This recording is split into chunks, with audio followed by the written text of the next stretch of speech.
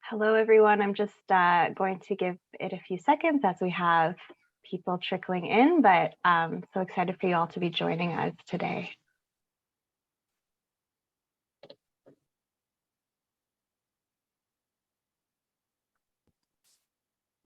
I can't start my video because it says the host has stopped it. Couldn't figure out why it won't work. I think you're just offline for a minute, Teresa, while we get started.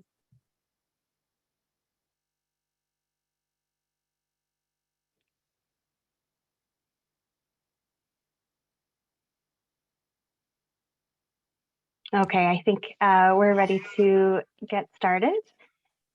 So hello, everyone, and welcome. My name is Fiona McDonald, and my pronouns are she, her. I am the Events and Communications Lead with the Invasive Species Council of British Columbia. And today I am joining you from the unceded ancestral and traditional homelands of the Musqueam, Squamish, and Tsleil-Waututh Nations, also known as Vancouver. As you join us this morning, I would invite you to check in the chat, let us know who you are and where you're joining us from. Before we begin, a quick tech check. So you know that this webinar is being recorded. You are also able to change your view of the webinar with the button called View in the top right corner of your screen. We recommend the speaker view so that you can see the presenter slides clearly and the presenter. If you're experiencing any technical problems during the presentation, please write us a note in the chat box. Just a little note that it will automatically go to hosts and panelists. Please make sure it's clicked to everyone so that we can see all of your messages. If you have a question for our presenter during today's presentation, please type it in the Q&A box that you'll find at the bottom of your screen. And there's a really neat feature in there. If you see a question that you were going to ask, but it's already been asked, you can upvote it so that we know that it's a popular question. There will be an interactive element to today's presentation through AHA Slides. So if you have a mobile device ready or an open browser on a separate screen, that would be best to participate. We will copy and paste the link to the webpage so that you can participate when it is time. And finally, this webinar is eligible for the pesticide applicator credit, but to achieve that, you do need to stay for the entire hour-and-a-half presentation and complete the quiz at the end. The quiz is 5 true or false questions. It will be through SurveyMonkey, and we'll send you a link at the time, but it is critical that you do that quiz to get your credit. I'd now like to hand it over to Gwen Shrimpton, Executive Director of the Integrated Vegetation Management Association of British Columbia. Welcome, Gwen. Thank you, Fiona. As Fiona mentioned, this webinar is co-hosted by the Integrated Vegetation Management Association of BC and the Invasive Species Council of BC. The IVMA is a recognized organization dedicated to the responsible practice of vegetation management throughout the province. Our membership represents diverse industries, including forestry, gas and electric utilities, railways and highways, and invasive plant management. The IVMA is the credit coordinator for the Ministry of Environment continuing education program for the recertification of pesticide applicators for the forestry, industrial vegetation, including noxious weeds, and aerial categories. As Fiona mentioned, you must be a member of the IVMA for us to track your credits. Information on this program, as well as how to become a member of the IVMA, can be found on our website at ivma.com. We plan to enhance the opportunities for obtaining credits by holding webinars. This webinar qualifies for 1.5 credits in BC and 1 credit in Alberta. You must provide us with your pesticide applicator certificate number when you registered for the webinar and stay for the entire presentation and answer the quiz at the end. You do not need to pass the quiz, you just need to answer some questions in order to obtain your credit. And now it's my great pleasure to introduce our speaker today, Annie Booth. Dr. Annie Booth has a PhD in environmental ethics, a master's in environmental policy, and is a registered professional planner in BC. She has taught for 29 years at the University of Northern British Columbia. She works with students in forestry, planning, and fish and wildlife to understand ethics, understand how to engage with the public effectively and meaningfully, and to help the students understand their social obligations as the next generation of natural resource professionals. Welcome, Annie. Thank you very much, Gwen. I would like to take a moment to acknowledge that I am coming to you from Prince George, the unceded territory of the Kwet'lootenay. And I thank them very much for allowing the university to operate within their territory. I'd also like to take a moment to acknowledge my colleague, Dr. Teresa Healy, who's also up at the university and who so kindly agreed to give up her morning to run the more technical aspects of this presentation. As Gwen suggested, there is an interactive component to this presentation. And at the appropriate point, I will let you know when you can go, because we're really soliciting your opinion. I find just a talking head to be a little bit boring, so we'll want to include you participating. I have just posted a link to AHA Slides.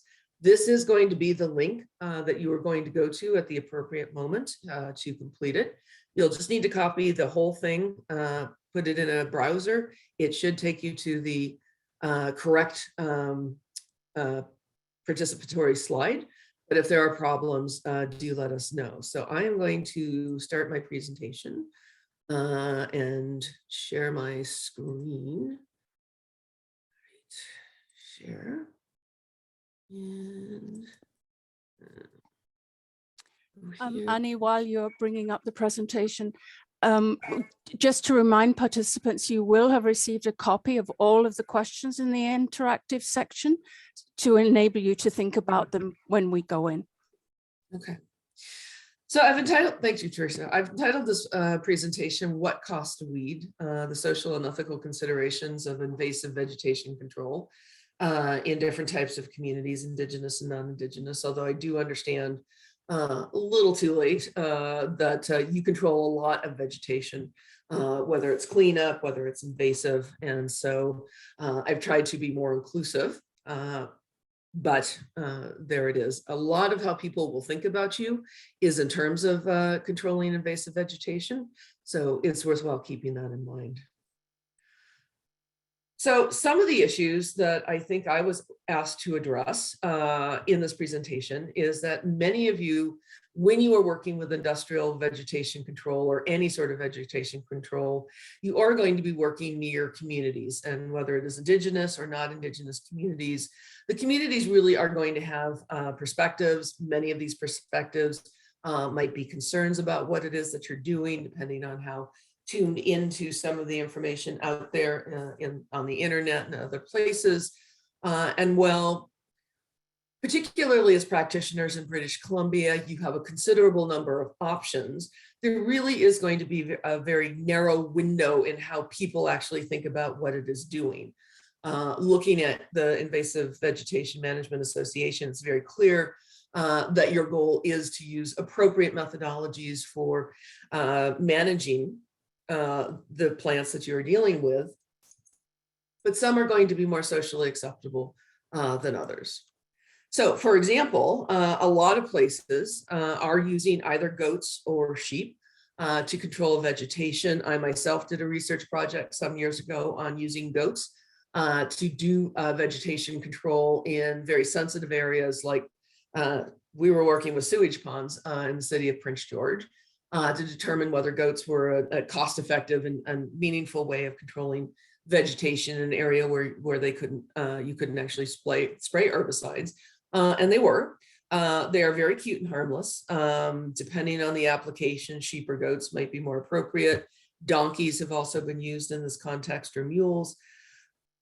They're very popular in urban settings, particularly. I know Los Angeles and California has moved into livestock management of vegetation, but they can be expensive. You do have to get people out there to manage the animals. So you're paying a shepherd, you're paying for the animals, and it can be a little less effective, or sometimes simply more cost are time costly. We found the goats really controlled most of the problems we had in those sewage ponds, but it did take them a little time to actually manage the control. And if your imperative is actually to get it done quickly, these might not be appropriate, but they are considered to be very harmless and are very popular with the public. We actually had to tell people not to feed our goats. But this is actually what people are going to be thinking about when you talk about vegetation management. And this is the thing that is so much more likely to attract disapprobation, cause people in the community to be concerned. This is how they are going to think about you, regardless of whether it is that you are using herbicides or how you are using it. Even if you're using other methods, this is what attracts people's concern and attention. And so a lot of what I'm going to really focus on is how to manage these particular concerns within an ethical and socially responsible way. Of course, this is what we all think about. Glyphosate is in the news lately, is a serious concern for a lot of people. And of course, it is a tool and an important tool in dealing with weed control. But this is what you don't want to see. And the question is, why does it show up? And what can you do to actually mitigate people's concerns? What does the public really get incensed about? And a lot of it is a social value, what they consider to be really important. Many of them can be very focused on the impacts of herbicides to human, to ecosystem health. Within Indigenous communities, you will have these issues, but you'll also have issues of cultural survival and integrity. In other words, many of the things that you might be needing to control if you are out working in territories utilized by the Indigenous communities, they might not consider it something that needs to be controlled. And for many of them, it might be something that they actively use. And so it is important not to actually ruin it. It's also worthwhile keeping in mind that Indigenous elders, traditional healers, people who gather medicines, are very concerned not just about herbicide application right where they might gather. They're very concerned about herbicide application in adjacent areas, because when they work with these plants, they have to be clean. And by clean, it means that herbicides haven't been applied nearby, probably, within a couple of kilometers. So it isn't just that site, it is all the sites that might surround a particular area that they're actually gathering in. So it's worthwhile keeping in mind that the cultural survival and integrity really needs to be investigated carefully, so you're understanding what people are concerned about. There are significant ethical issues that you need to keep in mind. You are professionals. You have to take training, including something like this, to learn to do what you do, to do it safely, to do it appropriately. With that professional context, both the people who might employ you and the people you are working around, the publics, they're going to want you to have, or expect you to have, an ethical basis for what you're actually doing. Some of that is to understand and acknowledge, as well as actively address these public concerns and social values, not to ignore them or dismiss them. And when you're dealing with Indigenous cultural values, you have to understand, and you probably already do, but the legal requirements around Indigenous cultures and values actually have to be understood, because they have a right to engage in these things. And where people have ignored these rights, these have often ended up in court cases, a few of which have actually gone to the Supreme Court of Canada. That is not a desirable outcome for anybody. But at the same time, you have an ethical as well as social obligation to appropriately manage vegetation that is causing potential harm or risk in certain areas. And so the real question for you is, how can you take these maybe mutually exclusive in perception things and actually make them pull together? And that's a little bit about what I'm going to cover, although in an hour and some minutes, not going to get to all of it. I just want to give you a kind of a sketch of the outline. So we will consider some of the values and perceptions of different publics, some of the challenges and some potential solutions, some specifics about working with Indigenous nations as well as other publics, and really you as an expert and professional working within the context of public expectation. So this is where we are going with audience participation, Teresa. This is your cue. And the first question we want you to do to go to the AHA slides that link that I posted and answer this question. As someone who's involved with invasive plant management, what are your top 3 biggest concerns about working with the public?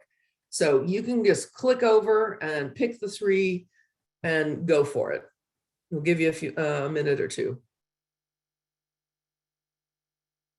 And I can see questions in the chat. Fiona or Gwen, maybe you can track some of these and we can deal with them at the end.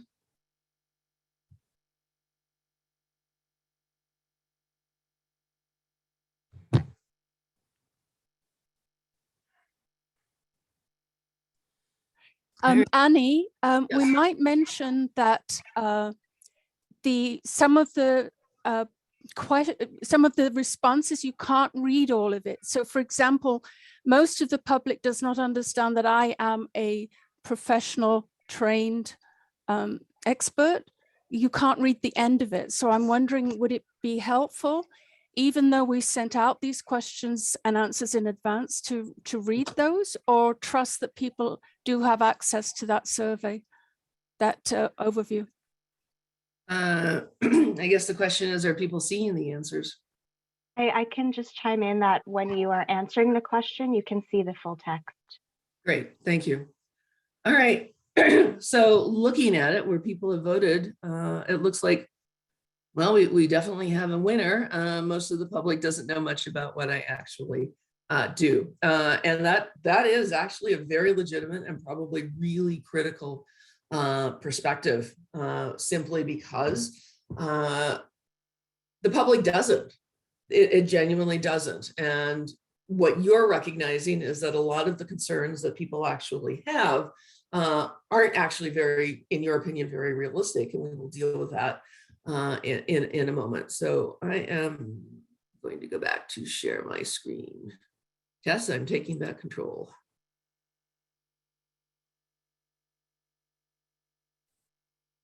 All righty, good. All right. Here's the second question, and Teresa, I'm going to hand it back to you in a moment. What is important to you? Because you are also part of the public, the social context in this society, even though you are also an expert. So I want you to take a moment and think about what is most important to you in your life, recognizing that this is completely anonymous. So again, please go back to AHA slides and Tess, it's back to you.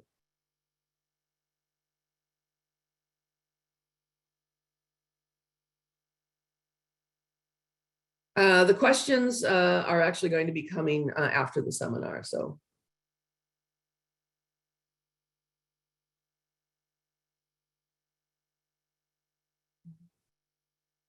Okay, it looks like we have the 2 ecological issues, a healthy natural environment, biodiversity, the health and well-being of my family.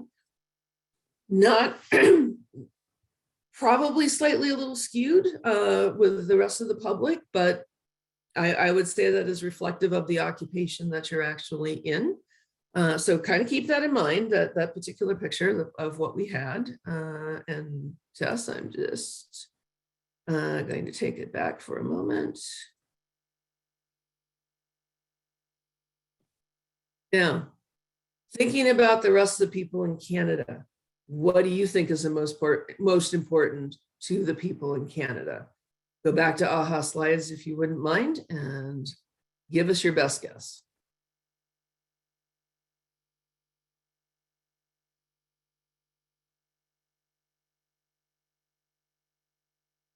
Yes, can you share screen?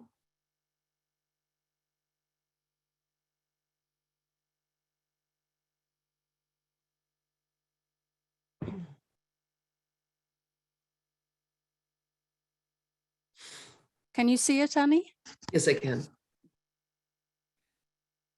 So you see yourselves as anomalies up against the public in that you think, and I'm not going to say that you are incorrect, that the strong economy is far more important, as well, you know, the health and well-being of family and friends. Keep in mind that we probably all do share very clearly an interest in health and well-being and family and friends. We're human, we're social creatures. This is really critical. But you are concerned that the public doesn't actually share your very strong value in protecting the environment, natural values, biodiversity.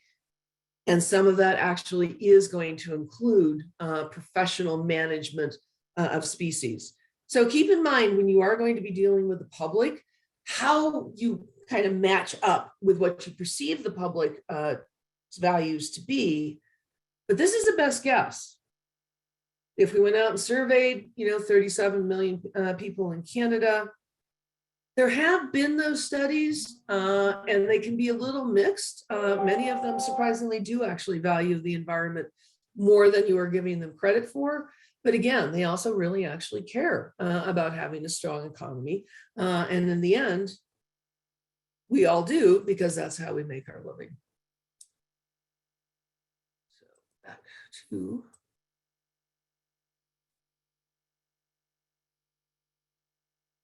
So I'm going to switch, now that I've got you thinking about social values, to this one study that I came across. It is based in the US, in California. But you can think about how well this matches up against some of your concerns on the different methods that are actually available to you. And in the US, they use three main types. You may well use some of them. Prescribed fire, always a risk in California and here. Grazing, using sheep and goats, herbicide use, and seeding over other crops. And you can kind of see where the problems really stack up for people, in the sense that they're really worried about the public perception when it comes to things that are really visible or potentially controversial, like prescribed fire or herbicide use. But when you are looking at other things, including risk assessment, all of these, except for seeding, really do become very problematic. Herbicides can actually cause very problems on non-target plants. They can cause, putting out sheep and goats can cause problems to the goats. There are some real risks. So there are very few methodologies for controlling weeds that don't come with some concerns in terms of the public, in terms of risk, in terms of operations. In other words, there is no perfect weed control scenario. You're all aware of that, but I just wanted you all to know that a lot of other people in other places actually share that, so you can kind of look at where you fit into those concerns. Now, here's where I'm going to go into the research for you. Some of the research is actually demonstrating, and you'll probably know this, how we choose to manage invasive non-native species really differs depending on which group of the public that you're actually dealing with. And I'm going to apologize here. I have to stand up every half an hour to stretch out a bad knee. Otherwise, I don't walk. If you are the public, you may have one version, and publics are not all the same. There may be many publics and many versions. Scientists have a different view. So do governments, and so do professionals like yourself. And so actually understanding very clearly what the values and beliefs and attitudes that underlie how people are thinking about native species is actually fundamental to being able to achieve the goals that you're trying to do. And that is very clearly documented in the research that's out there. You got to stop and think about what people are really concerned about. How they think about non-native plants really is going to differ given the species that might be needs to be under control. Many people actually do have a mix of positive and negative impacts to different species. You're looking at it from a professional side, recognizing that these things come with some severe consequences if they're not managed. Keep in mind that some of the invasive species that we're actually dealing with in British Columbia, some of them are escapees from people's gardens. In other words, they planted them deliberately, and plants being plants, life will out, they have spread. So when you're talking about controlling a species, because of its invasive capacities, some people might look at it and go, yeah, that's real pretty. I hate the fact my neighbors like orange hawkweed because it means that I'm constantly fighting against orange hawkweed. But some people will look at it and go, that's pretty. that is a social value that really has to be addressed. It is not the identity alone that really matters for people, but it's the context. If it's in the garden, if they feel it is in a place that is theirs, if they feel that it is useful, that's going to affect their social values. Because one of the things that you really need to remember is some things that people consider weeds, other people look at in very different ways. I don't really care about dandelions much. I think they're useful for feeding the bees. I think that they thrive. I mean, I wish there wouldn't be quite so many. I sometimes collect leaves for salads. If I was very ambitious, I would probably take the heads and make dandelion wine, because dandelion wine is really good. You have to remember that dandelions were deliberately imported because many immigrants from Italy and Spain actually consider it a very useful plant. It has medicinal properties. It looks pretty. It feeds the native wildlife around bees.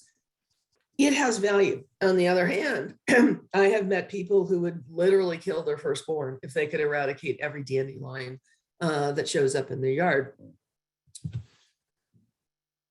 Many non-native species do actually contribute to regulating in ecosystem services.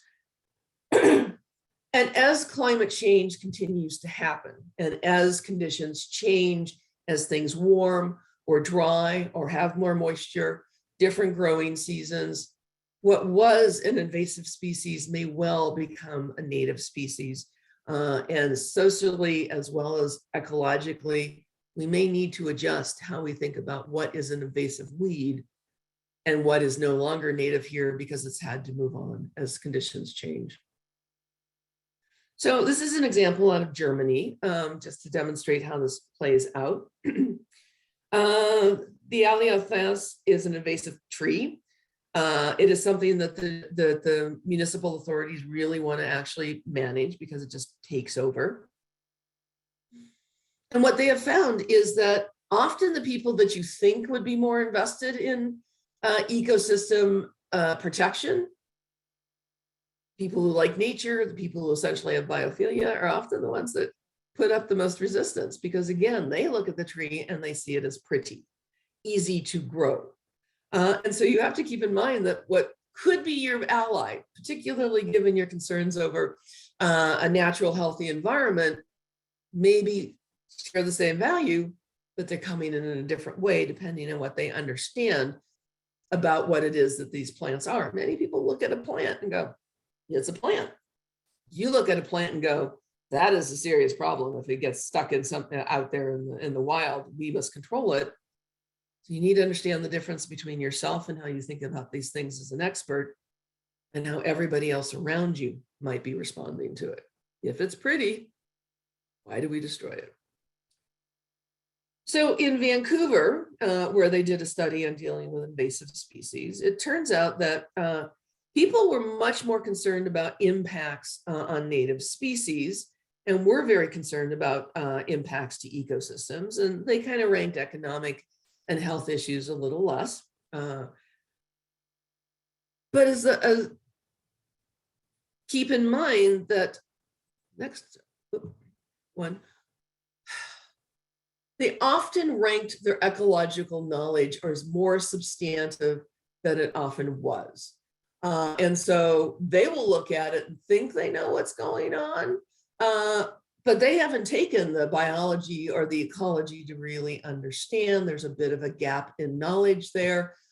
And all of us think we know more about many things than we actually do. It's really hard to admit that ignorance, but it tells you a little something about what people are looking at. And so many people go, yeah, we want to preserve the ecosystem, but they don't actually really know what that means. And so this is a very pretty picture that I just shoved in there because everybody's going to look at that a little differently. A lot of people are going to go, that's really pretty. Some people are going to go, not me, I'm not a botanist, and go, oh, look at all those native and unnative species. Look at all those things we have to go in and control. Any landscape, a lot of different people are going to have a lot of different views, and you need to recognize those very, very different views to work within the communities that you're actually dealing with. Oh, people aren't educated ecologically, but they like to think that they're experts on anything. If you doubt me, go on the internet and find out how many people think they're experts on anything out there. Keep that in mind. It is actually pretty critical. Here's the other issue that we face. While they may respond very well to concerns around ecology, they also tend to react in some significant ways to a big caution sign that says something we've sort of vaguely heard about, like glyphosate, is probably something that we should be concerned about. And anytime you tell somebody not to go into an area because something is being done, whether it's realistic or not, it does tend to trigger concerns. This glyphosate I've picked on, it is used in many things like versions of Roundup. It's also been in the press a lot lately. And so well, there are a lot of other herbicides out there. This is the glyphosate-based herbicides. It's the one I'm going to pick on for a moment, because this is what the public is yapping about. There are some serious questions about the health and herbicides. And the big one is, of course, whether it causes cancer. In 2019, just a couple of years ago in California, a jury, because you can sue for over anything in the US, but a jury awarded $2 billion to two property owners who claimed that their non-Hodgkin's lymphoma, which is a really nasty cancer, was actually caused by Roundup, a very common glyphosate-based herbicide. $2 billion over this. It was, for the maker of Roundup, as the third legal loss in the last couple of years. Glyphosate is no longer as popular as it was, because lawsuits are happening because people are very concerned about health implications and are persuading a jury. Whether or not that jury had the ecological, chemical knowledge or health knowledge to understand what it was they were dealing with, really up to people making the case, a couple of lawyers, and it's very clear that Bayer's lawyers weren't as persuasive. So this says nothing about the legitimacy of the claim. It just says that juries are far more likely to lean on the side of people claiming that there was a health impact that was caused by this particular issue. And while you can state that no agency has identified any cancer risk at this moment, you should keep in mind that even the scientists are aware that there is a difficulty between the fact that public is very distrustful of things they don't understand, and that includes things like glyphosate. Scientists and people like yourselves are pretty concerned about the Roundup resistance that is going on. And of course, the outcome really should be that scientists and people who are contributing to this industry are looking for other forms of weed control, including less problematic or less concern-driven herbicides. But for the moment, the arsenal is what it is. But keep in mind the concern is there. Now, this is why there is a concern. I'm not even going to try to read that, but this is straight out of an article in a cancer related journal. It's research. And really, you need to have a background in reading gobbledygook to understand what is actually being said here. I work at a university, so that is pretty much my job description. And what I can tell you is what is being written around here in this particular journal article, which actually I thrashed through only for the purposes of this particular presentation, is scientists don't really know whether glyphosate actually does cause cancer. They can't say for sure one way or the other. However, they are also aware, and this is a little bit in the middle, that the testing mechanisms used in the scientific community to determine whether glyphosate may or may not be a cancer-causing agent might not be appropriate anymore. In other words, given the way that scientists are beginning to understand how glyphosate works when exposed to something living, might not be accurately tested by the methods they're currently using. And therefore, the agencies assessing whether you can get cancer from being exposed to glyphosate are going to have to step up their game and figure out a different way of actually doing it. That's my translation. But imagine somebody Googling around on the internet and finding this going, I have no idea what that just said, but it looks really scary to me. The other things that they have said is, well, that most regulatory agencies that have considered this consider the glyphosate does not cause harm to the genetic code, which is a real problem with some things, or causes advanced risks of cancer.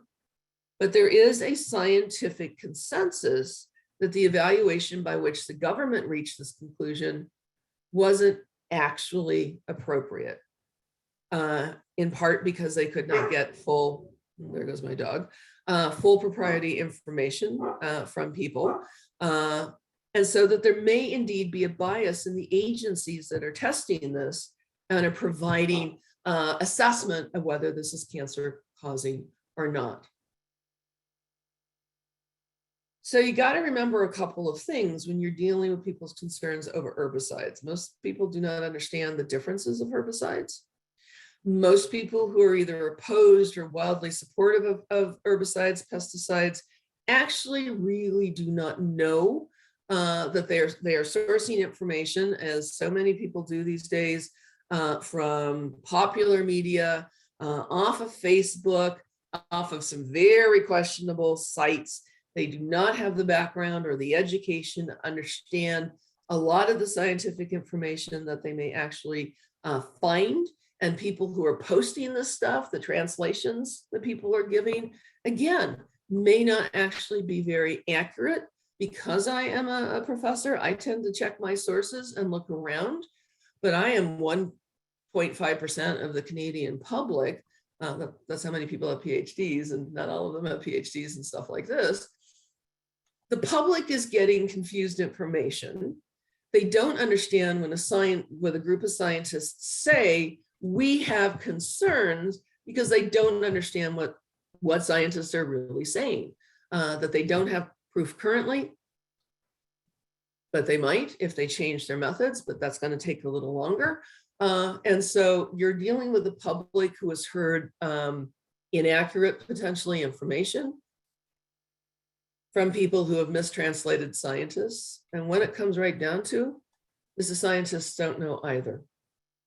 And so you're dealing with a public who doesn't understand, but you're also working in a circumstance where you believe that some of these things are safe because you have been told these things are safe by regulatory agencies, are relatively safe. I mean, nobody goes around snorting glyphosate for fun, but that it's relatively safe to apply in these circumstances. But the regulatory agencies themselves are getting information from people who may potentially be biased, or from scientists who recognize that the data they have to make these claims might not actually be acceptable anymore. And so over the next couple of years, you're probably going to see different regulatory agencies make different decisions based on what scientists are restudying. So when people say glyphosate scares me, I don't want herbicides around my house, I'm concerned that I'm going to get cancer, don't dismiss it, because even the scientists can't tell you one way or the other at this point. It's easy to dismiss the public, but we're not sure. And let us not forget, in point of fact, that there have been many things over the course of our history messing around, fun with chemistry, that have caused problems. DDT, which we no longer use in Canada, but is used in other countries where we sell it to, was very popular for a while. And the people who were raising concerns about DDT really got shut down and dismissed until the evidence became overwhelming. Thalidomide is not an herbicide, but it is an excellent example of where scientists weren't very good. Thalidomide was something that was given to women in the 60s and 70s who were having nausea problems because they were pregnant. And it turned out that thalidomide that had not been tested using appropriate protocols actually caused extreme birth defects in children. So there have been a lot of things that science has assured us was safe that turned out not to be safe. And so keep in mind that yes, at the moment, Some herbicides are considered to be non-cancer causing or considered to be safe, but juries are starting to question that. Some of the public is starting to question that.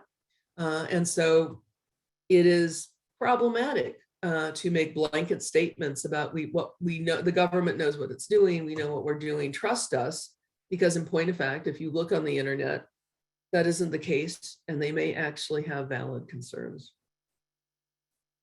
Now, I promised you a solution. This is the solution, one of them.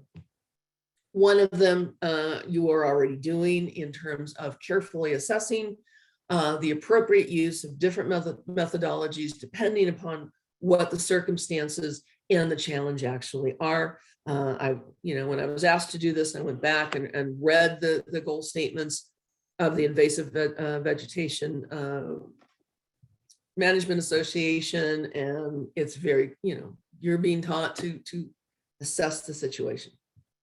But when you're dealing with social values and a public that may or may not know accurate, careful information, remember all the studies that I just went through with you. Education on vegetation management is actually really critical, is one way to engage the community in what you are doing, because an explanation of the management approaches actually increases acceptance and positive effects on community support. In other words, if you're going to spray an herbicide on something, be very clear with the public well ahead of time what it is you're attempting to do. Keep in mind that many of them respond very positively to the argument around ecological values. They want to protect something. They might not understand how this particular weed it might affect things that they actually value. Education, not just of yourselves, which you're clearly doing, but education of the communities that you are working within prior to them seeing scary people in suits, hazmat suits, spraying things, can be very effective in engaging the community and making them understand, allowing them to understand what it is that you're doing and how you reach the decision to make these choices. Rather than simply saying, trust us, we're experts. The government said we could do it. Those things don't fly anymore. If they ever have, take the opportunity of using your knowledge as experts to share with the community what it is that you're doing and why. There are, of course, other social values that relating to biology that you need to keep in mind and address. There are a lot of concerns around how certain weed killers actually may affect it. Right now, bees are a popular hit item. I never would have thought an insect would have become a charismatic megafauna, but bees are it, and in part for very good reason. If we lose bees and many other insects, society as we know it is probably likely doomed. And so people are going to want to know how these affect the health and well-being of pollinators. So do some thought about that, because bees are big right now because of the consequences. Make a case for why what you're doing will promote the well-being of bees, if indeed that is true, or conversely, how what you're doing will not affect it. This is the other issue that is increasingly becoming one of concern, which is the impact not just on human health, but the impact on other critters. And while we care about other charismatic megafauna, I mean, DDT really came under concern because of its impact, not just on humans, but on wildlife. Glyphosate is one of those things that people really start to worry about when it comes to our pets. I am in the unfortunate situation of having lost 4 dogs in a row to cancer. That might just be luck of the draw. We do know that rates of cancer in dogs and cats is on the rise, and it's likely not just due to exposure to things like herbicides, but I keep a pretty clean house. I don't have a lot of chemicals. Those dogs eat, my dogs eat better, frankly, than I had a graduate student once who used to dog sit for me. And, every time I come back, he'd just look at me and goes, "Your dogs eat better than I do, and I'm your graduate student." And my response was usually, my dogs don't irritate me as much as my graduate students do, but they eat pretty well. It could have been genetics. It could have been luck of the draw. But when I did my research, at least 2 of those cancers that I lost a dog to in the literature is being cautiously linked to exposure to herbicides, glyphosate in particular. And keep in mind that these are a rare cancer. So I'm looking at it, starting to say the literature says there might be a link. Now, I tend to blame the idiot up the block who is not as well educated and regulated as you yourselves are, who likes to go out and zap the dandelions. But I also recognize that I live in an area of the city where I do know that city crews go out and spray for weeds. I don't know if it was exposure to herbicides. I don't know if it was who applied the herbicides that might have caused the problem. All I know that this happened. And there are a lot more vets and dog owners and cat owners who are beginning to wonder if the exposures they receive from various chemicals, including herbicides and pesticides, aren't part of the problem. Keep in mind, dogs and cats are much smaller. It doesn't take as intense a load to actually cause problems. Dogs and cats tend to have poorer liver and kidney function, which are the organs that deal with poisons. But nonetheless, there is starting to appear in the literature some question about impacts. And this is what dogs do. They lie in the weeds, they roll in the weeds, they have a tendency to walk in the weeds, and then they come home and lick their feet, which most humans don't do. And this is how the exposure happens. If we are concerned about bees, if we are concerned about our household pets, if we are concerned about our children, you need to keep these in mind and be careful that you address these particular concerns in addition to ecological integrity when you are arguing and making the case to the public ahead of time. This is what is important. So I'm going to shift from general communities to a little bit of working with Indigenous communities because this is often a bit of concern. So Teresa, you are now up. We have another quiz for you, which is, what are your concerns thinking about working with Indigenous peoples?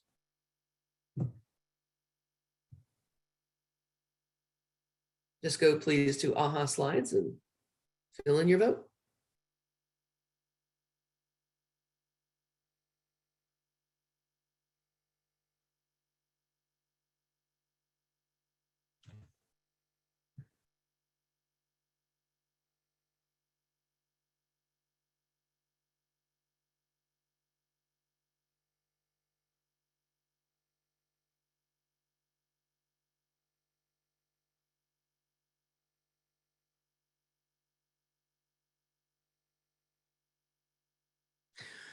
You'd be right up there with the rest of my students in that concern about the rights, title, and treaty. And I'm going to give you a little primer on this one, but it's closely followed with, I don't know enough about talking with Indigenous peoples. Also very legitimate.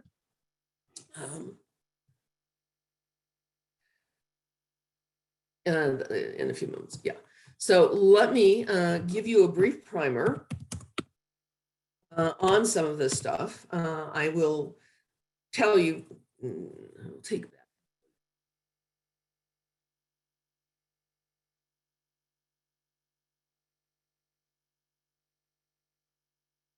So what I'm going to tell you is my qualifications, because a lot of people actually say that they work with Indigenous peoples. And I think it's valid to tell you where my expertise actually. Part of my PhD was actually looking at Indigenous perceptions of the environment around them. I have spent time working collaboratively with Indigenous peoples in Wisconsin, in the States, in the state of Arizona, a little bit, but not very much, in Ontario, but a substantial amount in the 30 years that I've spent here in British Columbia with a variety of communities, and I've worked on them from everything from getting into forestry to working around environmental assessment concerns to dealing with industry, all sorts of things. I certainly have published with their permission in the area. I will not say that I've worked with every Indigenous community out there, but I will say I know a little bit about working collaboratively with Indigenous peoples and some of the things that you really should be aware of. And I'm going to share a little bit about that, the expertise with you, but keep in mind that if this is something that you are really concerned about, and legitimately so, it is well worthwhile, perhaps this is something Gwen might consider, is actually doing, a workshop on working collaboratively with Indigenous peoples, because this is, even my students who are working in this area are actually terrified of doing this, and with some validity. And a lot of it is learning by doing, finding yourself mentors who are well regarded in Indigenous communities and nations, who are well respected. If you really want to tell if somebody actually has a good reputation in a community, actually ask them what their nickname is. You get a nickname, and it's a good one, you're doing pretty good working in the Indigenous community. But get some training. This is one of the groups that is risky to offend because they don't always do it because they don't always have the ability or the resources. But Indigenous nations have rights that I, as a non-Indigenous Canadian, do not have. And these are some of the things that most concern people with working with Indigenous nations for very good reason. Now, I'm going to hit you with the three things that you really have to care about: rights, treaties, and the UN Declaration on the Right of Indigenous Peoples.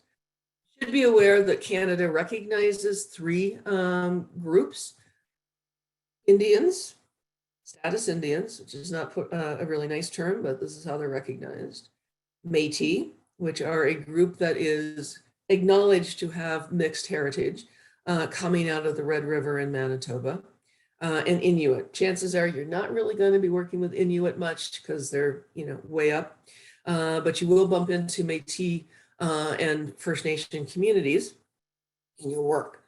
And the other thing that I will actually say to you is, in my opinion, nobody else has to agree with me on this one, there really actually isn't such a thing as Indigenous peoples.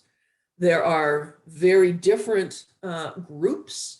Some estimates suggest that there are around 400 linguistic cultural groups in North America.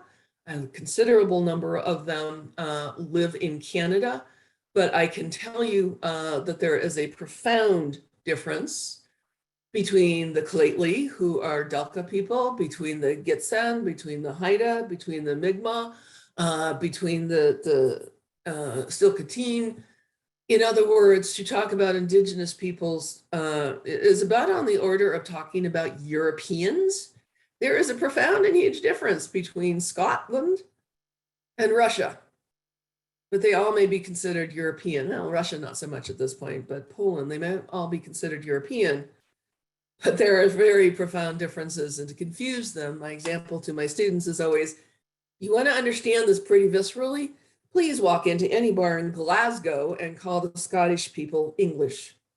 And should you come out alive, you will understand that there is no such thing as British. There are Scots, there are Welsh, there are English, there are Cornish, there are Irish, there are North Irish. It's very similar to Indigenous peoples. We can lump them, but they're very different. And just because you have worked successfully with one group does not mean that you can take over any of that experience, except for treat them with respect, ask them what they want you to do. But legally speaking, Indigenous peoples in Canada actually hold Aboriginal rights. These are not granted to them by the government of Canada.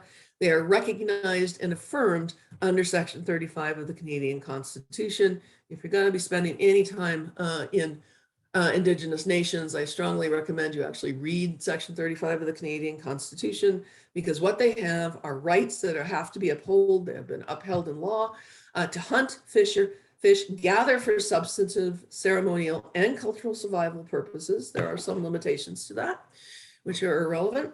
They are upheld by a series of court cases, Tsilhqot'in, Haida, Taku, any number, which suggests that if you infringe upon these rights, you have to have very clear justification. And I raised the Tsilhqot'in Nation decision because what it said is any rights, any activities infringing on their Section 35 rights by depleting species, by poisoning them, by eliminating them. And mind you, it says, hunting and trapping, but this can also be interpreted to plants and trees in diversity or numbers through direct mortality or through the destruction of their species habitat is an infringement and has to be addressed and recognized as such. So you need to understand if what you're doing, if you don't want to end up in a court case, how it's going to impact the species that they actually care about. Those rights cannot be abrogated except under very limited and specific conditions. Every Indigenous person in Canada holds those rights. Some may have treaty rights in addition. There are a number of numbered treaties that were signed over, a couple hundred years with various nations across Canada. Keep in mind that in British Columbia, a lot of people did not sign a treaty and so are considered to be an unceded territory. In other words, they might have rights. They very also might have title to the land base, and dealing with people in an unceded territory is very different because you really shouldn't actually be compromising the land base that they might have title to, and you certainly shouldn't be affecting their rights, but treaties might give them something else. Many people north of Prince George, for example, are adherents to Treaty 8. I work with Treaty 8 people, so I'm relatively familiar with the Treaty 8 requirements. In addition to getting a cow and $25 every year during treaty days, the treaty said that because they signed the treaty to agree to work in collaboration with, the government, that doing so wouldn't lead to any alteration of their life. In other words, they have the right to perpetuate their culture, their seasonal round of hunting, fishing, and gathering, to live as if they had never cut an agreement with the government. And anything that interferes with that actually is an abrogation of treaty rights in this particular case.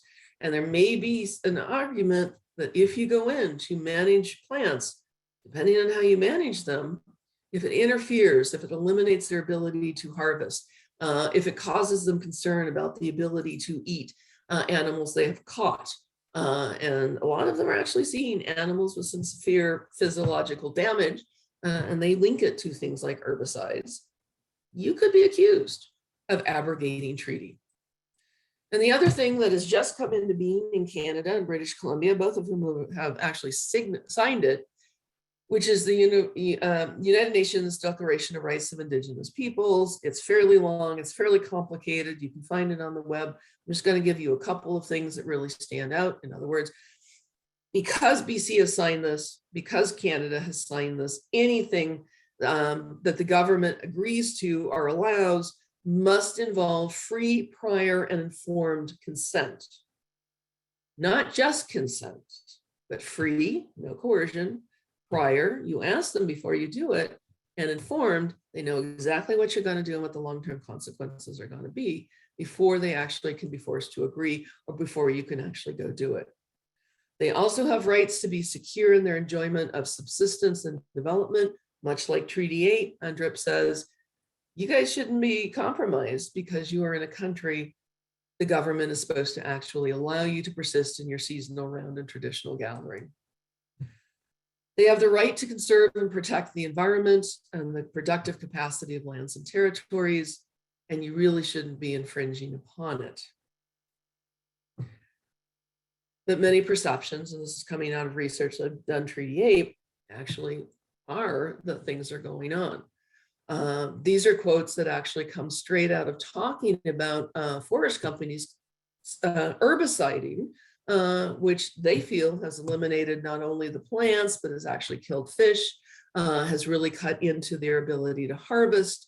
And because Indigenous peoples are facing in most places multiple threats to what it is that they're doing, it isn't just you, that has some implications for the cumulative impacts about what is going on. The government of Canada sort of considers cumulative impacts. The government of BC is supposed to. We need to be aware of whatever we're doing on the land base that it has Indigenous peoples either a claim or a treaty on. They're facing we should be looking at cumulative impacts. It isn't just you coming into herbicide, it's forestry, it's fracking, it's a dam. The community I was working, the nation I was working with up in Treaty 8 had on order of something like 3,500 activities going on in their land base at the same time. Herbicide applications may just be one of it, but it's pretty visible and one they're concerned about. But you competing for their time to converse with them on it, you're up against a lot of other people demanding that they participate. And you say, I am just going to spray here. I am just going to run livestock here.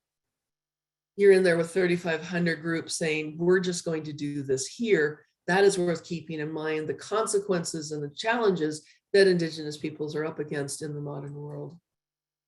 And the real concern for them is the younger generations coming up. In other words, anything that anybody does out in the land base, it's not just the people today that you're compromising. It's their children and their grandchildren. And the fact that they have been saying this for 40 odd years, that there are concerns, and the governments have not listened to them or changed meaningfully how they deal with them.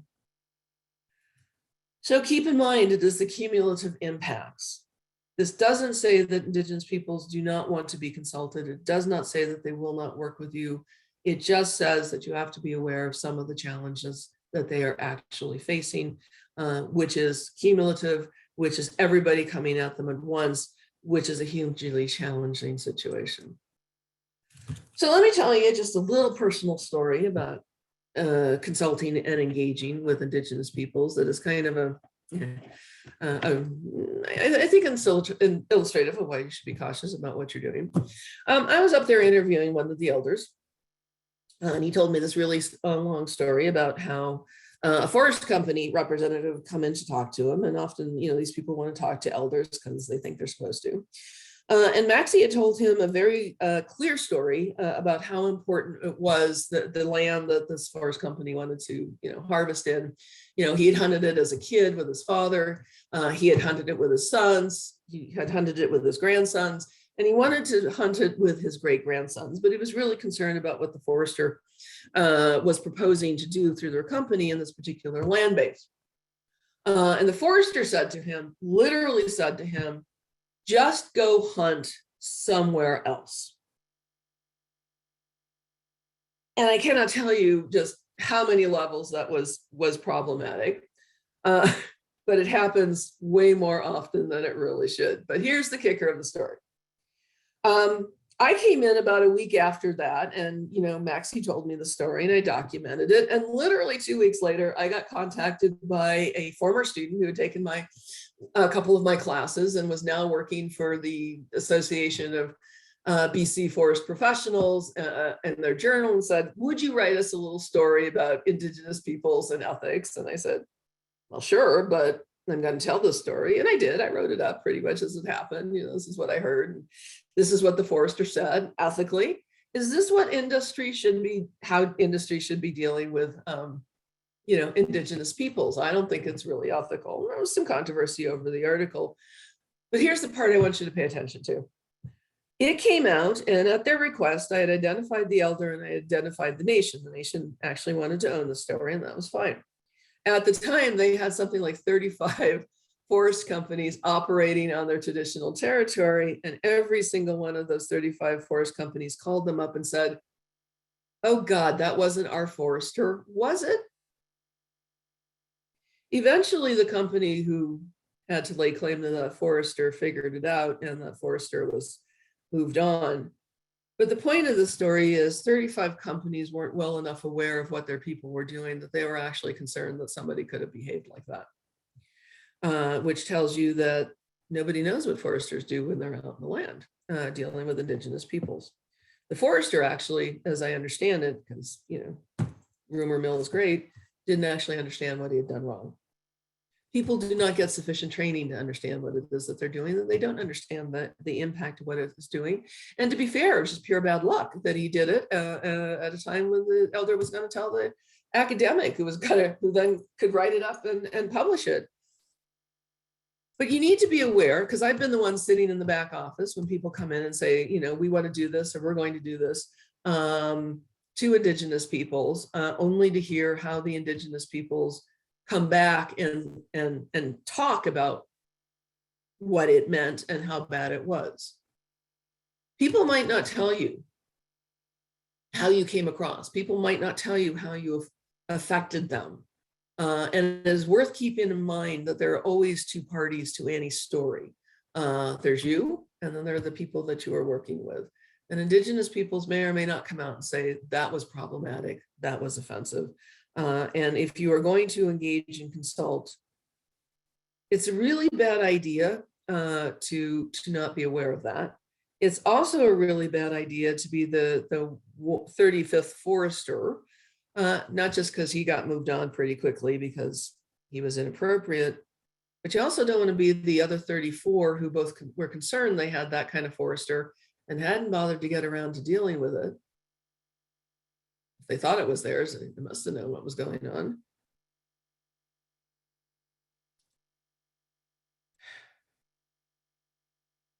But also the impact of that one forester.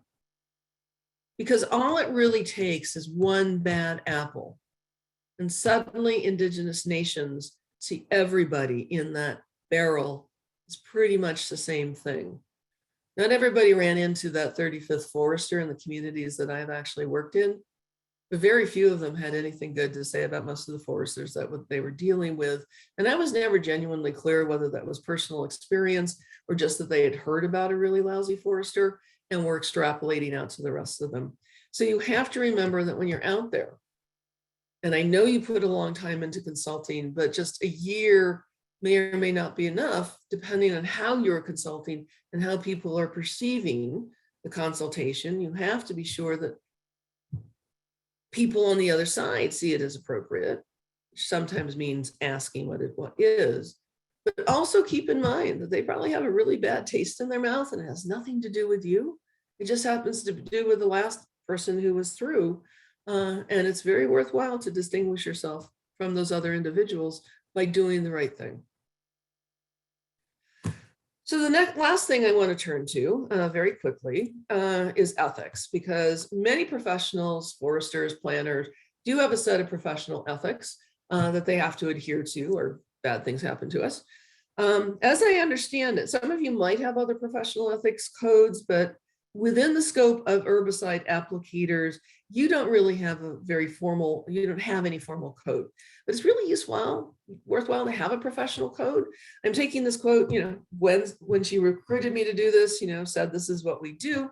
And I thought it was a really great statement because you're trying to promote the protection of human health and the environment, ensuring that people are professional, well-trained, work responsibly. I think that is a lovely statement that could be adapted in and of itself. Well done, Gwen, to an ethical code. But what I want to do is give you a chance yourself to develop a professional ethic. Like I say to my students, in their ethics course, some of you are going to have professional codes. It's not always going to save you, but others of you will have to develop your own professional code. Worthwhile thinking about now. And here, what I'm going to do is give you the opportunity to think about what you might want to develop as your own professional code. There are some common elements, the public interest, responsibility to clients, and a professional practice. And what I want to do is let you say to yourself and share it with others, what is it that you think is important? So Tess, this is the time to go to our next set of AHA slides.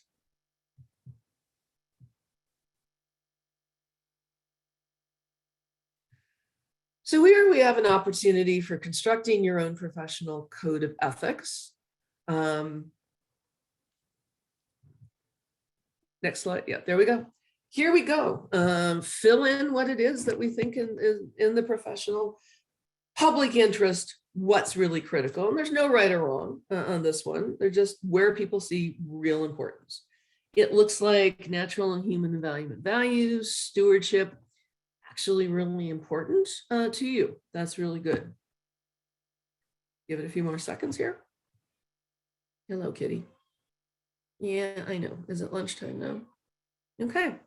So there you see where a lot of your colleagues actually feel important sits. Tess, can we move on to the next one? But there's also issues of engagement, the public interest, and what you see is important. All of us have responsibilities to the public. My code very clearly says that. So let's give you a chance to vote on what you see is important in terms of engagement.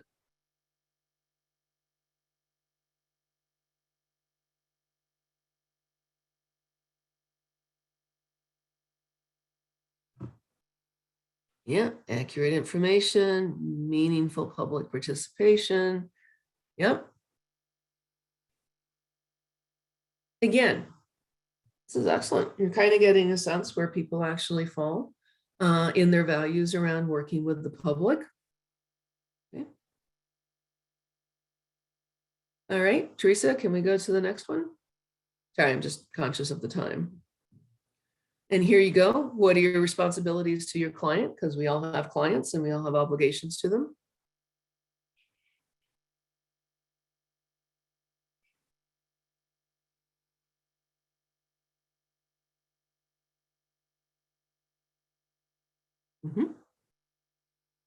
Yeah. Integrity and professionalism. Yeah, I love seeing that. But all of these can be very important. Okay. And the next one, Teresa. And skills. You have skills. Which ones are really important to you?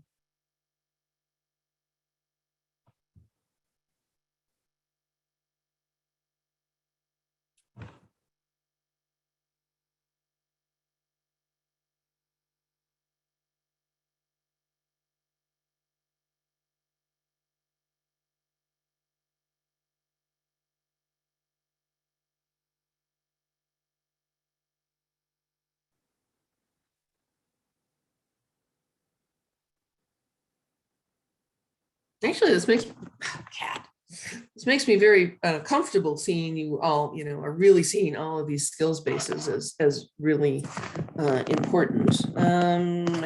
Is there another one, Teresa? I kind of forget.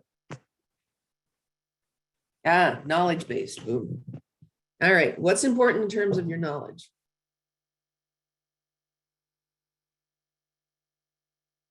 And I think the fact that you're all sitting at this seminar is a clear indication of this, but let's go for it.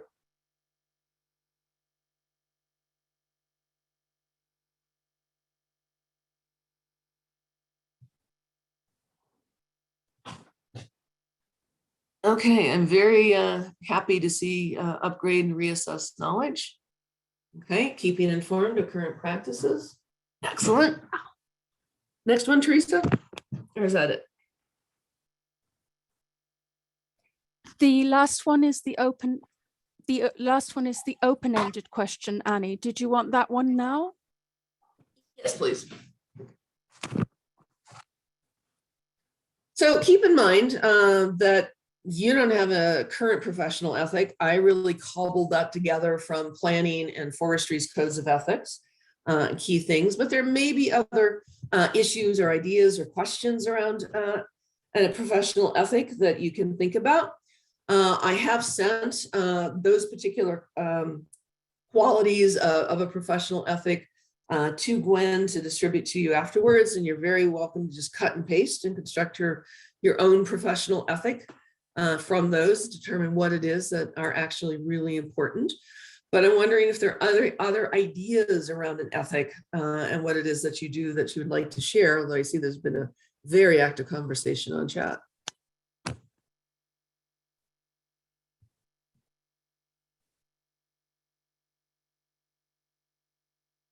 Other thoughts? Nothing like that. Coffee.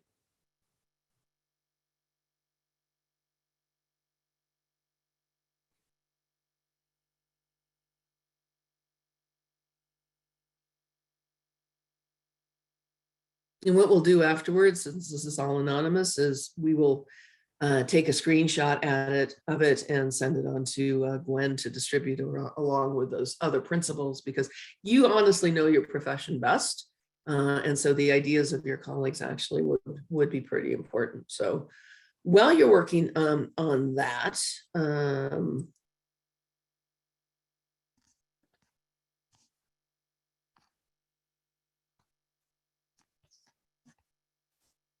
Did you want to comment on the few that have popped up, Annie? Yeah, I could, would if it was big enough for me to actually read.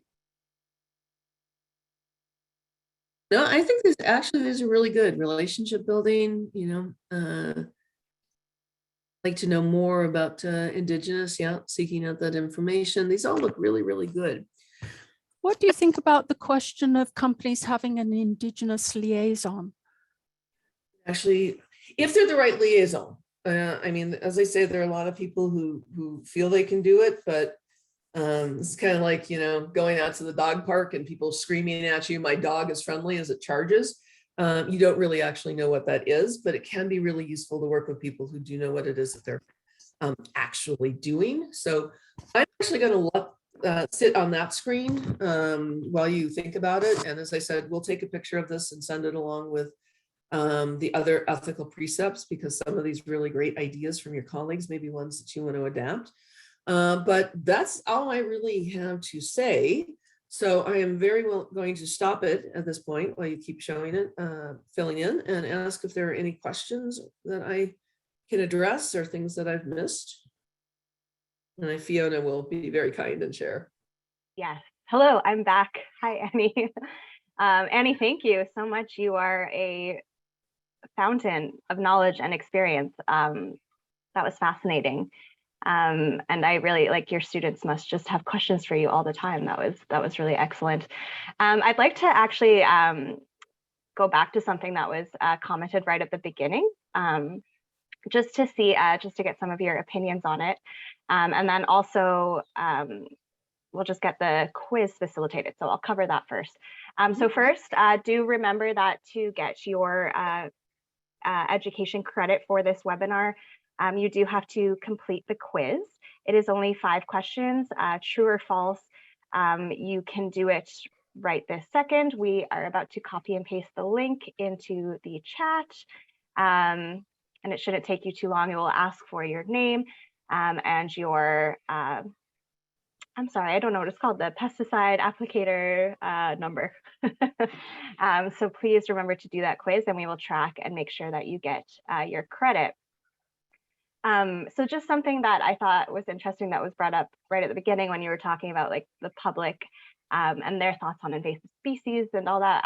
Someone mentioned that one factor is just simple lack of concern for the invasives. If it's not bothering me, then it's not a problem. And I'm actually dealing with this right now. And in the house that I live in their backyard, they have quite a few invasives as ornamental plants. Mm-hmm. And they have said to me, well, why does it matter, Fiona? It's in my garden and it's sitting there. And so do you have any thoughts on how we can educate people more on just why it does matter? I know this was quite a while ago at the beginning of your presentation, but. And remember that most people assume that they have more understanding of plants than they really do. And if they're thinking of invasive weeds, they're really thinking about thistles or something really noxious, although thistles certainly have their use in the appropriate place. But a lot of it is really pointing out, and the few times that I have dealt with this, with gardeners, what I usually do is, have you ever planted mint in your garden? Yes. Doesn't work out well, does it? I've been always fortunate that where I found mint in my garden, the dog has urinated on it and tended to kill it. They don't like acidic input, as it turns out. But most garden places will recommend, because mint is terribly invasive, that you actually, if you're going to put it in your garden, you actually put it in a contained clay pot and put it in the garden so the mint can't spread, because they tend to, spread through their roots and pop up. Mint is a really useful plant. You really can't have mint juleps without mint. People like it. They don't actually see it as particularly harmful, but do you really want your garden taken over by mint? So sometimes it's just a case of saying, look, that plant might be pretty, but plants have a tendency to propagate themselves and to spread. And just as you might not want a garden full of mint, because mint will crowd out everything else, your neighbor probably doesn't want your plant either, because it is invasive. And so I think the analogy, think about it as mint, may actually be the way to do it, because gardeners will process that. Totally. That's a really good point. And yes, I have planted mint, and I I have had a awful time with it, but you're a woman Yeah, in my you own do heart it. with the mint tulips.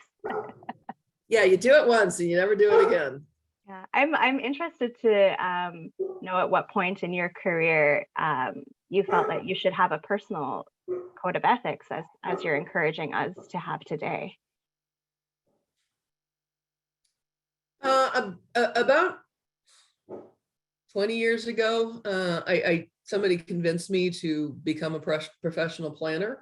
And at that point, I did get a code of ethics that I'm obligated to uphold. But I have been teaching ethics to students for 30 odd years. I studied ethics for one of my degrees. I recognized fairly early on when I started working with students as a teaching assistant, especially watching how professors treated students, that if I was going to do this, I was going to need a code. And some of that was encouraged by my father, who was also a professor.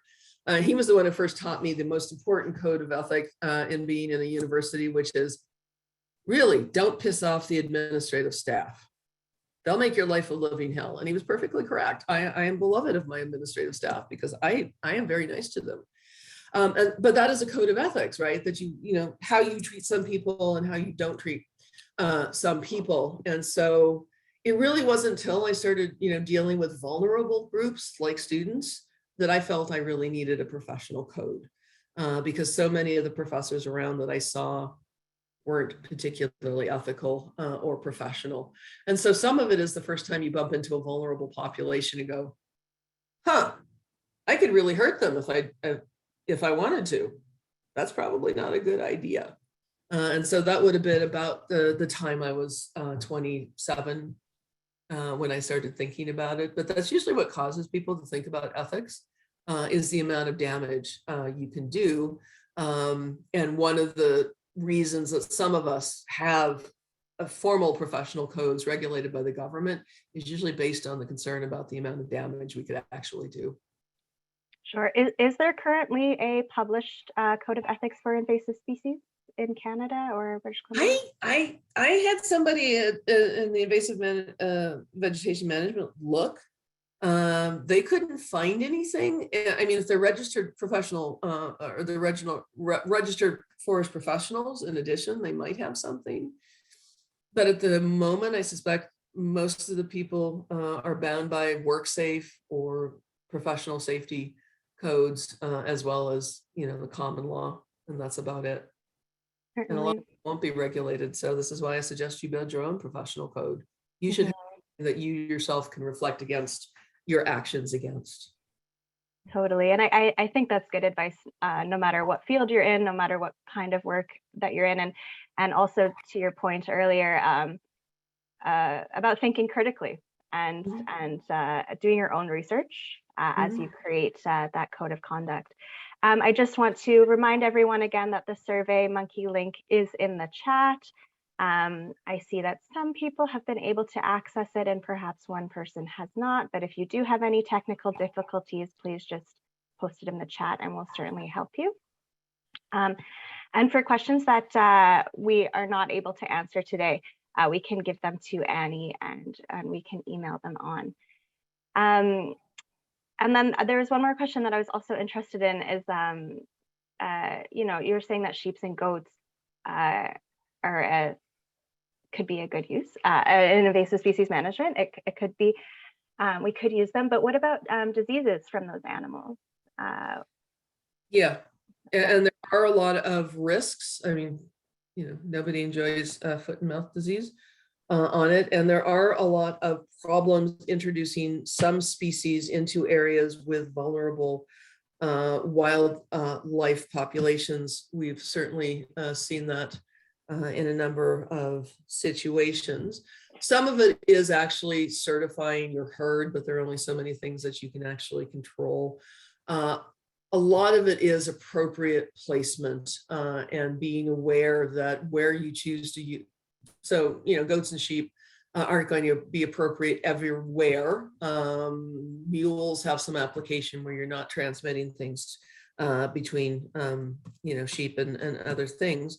But you really do have to assess the appropriate environment that you're going to be using these animals in, and not, goats are really popular in urban areas because they are a pain to control. We had a lot of escapism with our test herd, but they're very popular and they're not really harmful unless they eat somebody's flowers. But in the urban area, they're not really causing problems.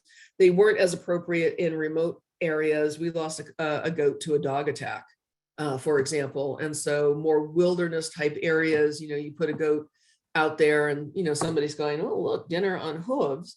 Or, I grew up in Nebraska, and a personal opinion that sheep die if you look at them too hard. They're just, except for Scottish sheep, they're really tough. But you have to assess. So yes, there is a risk of transmission between domestic animals and wild herds. You have to assess if the location you are going to be working in has that risk of transmission. And if so, whether, a mule might be more appropriate than a sheep or a goat, but they're not a panacea. They aren't going to fit everybody into it.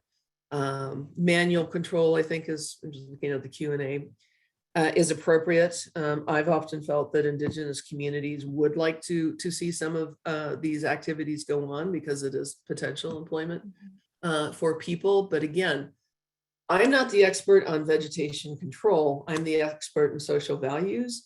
You are the people who have the expertise in determining what's going to be appropriate, both biologically and ecologically, as well as socially. So keep in mind how, for example, sheep and goats would fit into ecological issues, how manual control might fit in terms of social acceptability, or, keeping 18 to 22-year-olds gainfully employed kind of thing. But it is fit to the problem that you are the ones who have the expertise to determine. The social and ethical implication is explaining it to people who may have some questions. So. That's excellent. Thank you, Annie. And I'm looking at the time. Yes. One more reminder about the quiz. I want you all to get that credit. And Annie, thank you for joining us.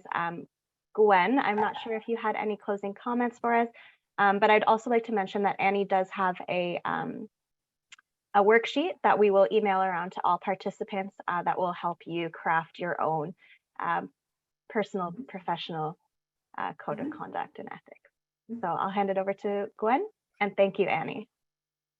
Thank you. Can you hear me, Fiona? Yes, we can hear you and see you.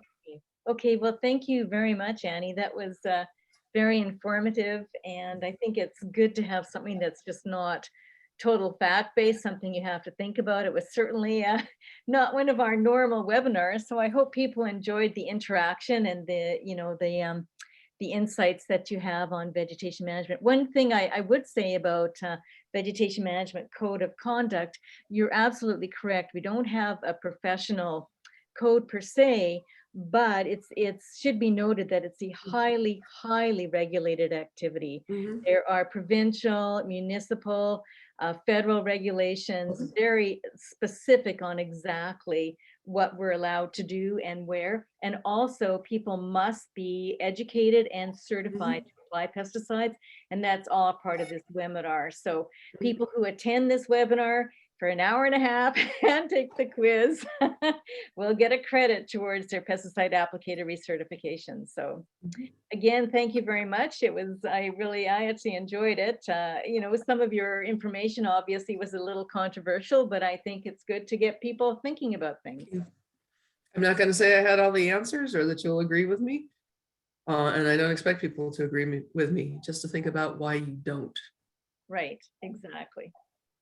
So I think that's, so we will, if there's a few questions left, Annie's going to provide some brief written answers to those, and you also have some information to send out to all the attendees, and that will be coming out in the next week or so to everyone who attended the webinar. Thank you very much, and thank you to Teresa Healy, who managed the AHA slides for me. Yes, thank you, Teresa, and thank you, Annie, and thank you, Gwen. Okay. Okay, thank you, everyone.